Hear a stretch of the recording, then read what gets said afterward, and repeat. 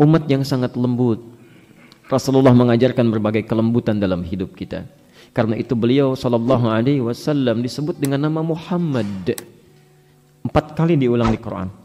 Jadi ada Muhammad 4 kali diulang di Quran, ada Ahmad cuma sekali terulang di Quran. Ya. Muhammad itu tidaklah disebutkan nama yang melekat pada pribadi yang mulia sallallahu alaihi wasallam kecuali menunjuk kemuliaan sifatnya yang terkait dengan makhluk. Jadi kalau di Arab itu ada orang punya sifat baik dengan sesama, Masya Allah. Itu kalau sifatnya satu saja, misal namanya Mahmud.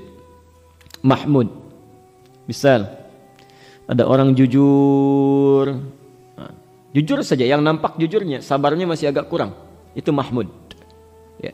Atau sebaliknya, bukan hanya pada manusia, mungkin juga pada hewan baik, ya, itu Mahmud. Tapi kalau digondakkan sifatnya menjadi bentuk superlatif, ada orang jujur, sabar juga, tawadhu juga, Masya Allah, ya, rendah hatinya, pemalunya, Masya Allah, itu berubah namanya dari Mahmud menjadi Muhammad. Beliau sallallahu alaihi wasallam diberi nama dengan Muhammad seakan-akan ingin melukiskan kesan kepada kita. Ini pribadi yang sangat komplit kebaikannya dengan makhluk. Ya. Ada orang dikata-katai bisa marah, dilempar dengan kata-kata bisa mencela. Ini Masya Allah, pribadi yang sangat mulia dilempar dengan batu sampai berdarah-darah, sampai malaikat turun, Jibril turun di Taif ketika beliau sallallahu alaihi wasallam dilempari, ya, dilindungi oleh Zaid bin Harithah sampai mengucurkan darah, istirahat di bawah naungan satu pohon. Datang Jibril menawarkan, ya Rasulullah, angkat tanganmu. Ya. Jibril sahabatnya Rasulullah, tidak mau melihat Nabi dalam keadaan yang terhina seperti itu, tersiksa, keluar darahnya, dilempari oleh orang. Masya Allah, kata Jibril, angkat tangan memohonkan pada Allah, seketika saya balikkan bumi Taif, ya, untuk menghimpit mereka. Apa kata Rasulullah? Dengan tenangnya beliau menyampaikan, Muhammad, la ya Jibril, jangan. Fa innahum qaumun la ya'lamun. Mereka cuma belum paham aja. Gak usah, ya, gak usah. Besok pasti mengerti. Allah, Rasulullah, itulah Muhammad. Ya. Jangankan pada manusia, pada hewan masih sayang juga. Masya Allah, idza dzabhtum fa ahsinudz dzibha. Kata Nabi, kalau kalian akan menyembelih, jangan seperti orang-orang yang sembarangan menyembelihnya. Sayangi hewannya, baguskan sembelihan kalian. Masya Allah, bagaimana cara menurunkannya, bagaimana mengasah pisaunya supaya mereka tidak menderita dalam sembelihannya. Jangankan pada hewan, pada tumbuhan masih diperhatikan. Ya. Dalam hal, bukan hal yang normal, dalam peperangan nih, yang emosi begitu memuncak, yang keadaan bisa saling tembak, saling bunuh, saling hancurkan tanpa rahmat di situ, dalam tanda petik, Rasulullah masih memberikan kepada kita aturan berupa rahmat. Jangan sakiti orang-orang yang tidak berhak. Masya Allah, bahkan pada pohon pun jangan cabut tanaman, jangan rusak, jangan hancurkan. Pada tanaman pun, dalam peperangan, situasi emosi yang luar biasa memuncak, Nabi melarang kita untuk merusak pepohonan. Tapi ada orang yang bukan dalam situasi berperang pun, akal yang normal bisa bakar pohon. Dan itu Masya Allah, dampaknya sangat merusak, bahkan membunuh orang-orang di sekitarnya.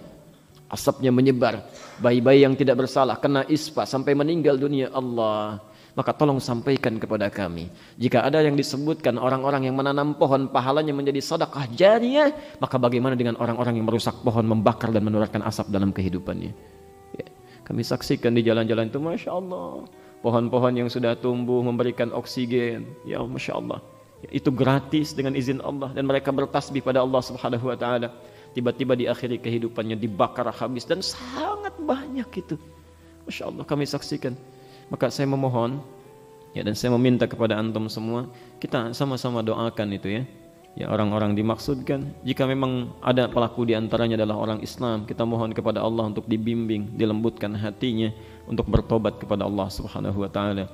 Mudah-mudahan sebelum berpulang kepada Allah diampuni dosa-dosanya dan bisa memperbaiki diri. Ya. Jika dia adalah non-muslim, kita doakan dia dapat hidayah, bisa mengerti, bisa memahami. Ya. Maaf, kalau Allah sudah hadirkan orang-orang dengan dampak perbuatannya belum tersentuh juga dia untuk berubah, bertobat kepada Allah, maka bagaimana nanti saat ditanya di yaumil qiyamah? Ya. Ada orang salah, dibimbing, ya, mengerti dia.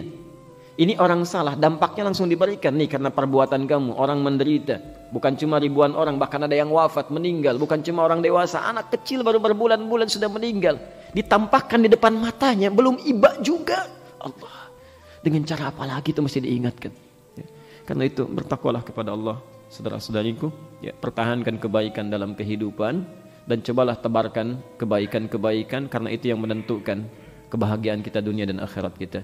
Kalau ada pelajaran-pelajaran di sekitar kita, hakikatnya itu untuk meningkatkan amal soleh kita. Bukan untuk dicela, bukan untuk ribut, tapi tingkatkan amal soleh. Kehidupan, kematian, itu rumusnya demikian.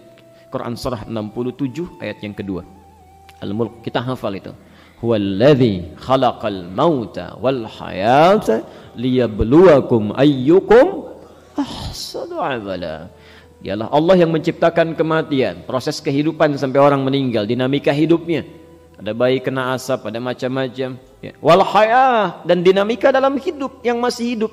Ya. Baik yang baik ataupun yang tidak dipandang tidak menyenangkan. Tujuan utamanya liyabluwakum ayyukum ahsanu amala. Untuk menguji kita yang masih ada ini, siapa yang bisa meningkatkan amalan pada Allah Subhanahu wa taala. Maka diketahuilah siapa yang sanggup mendoakan saudaranya, siapa yang bisa istisqa, siapa yang bisa memohon dalam kebaikan, siapa yang bangun di pertengahan malam. Itu yang ditunggu oleh Allah Subhanahu wa taala. Ya. Mudah-mudahan Allah berikan kebaikan pada kita semua. Kita belajar dari situ, tingkatkan amal saleh dan jauhi berbagai amal salah yang masih melekat dalam kehidupan kita.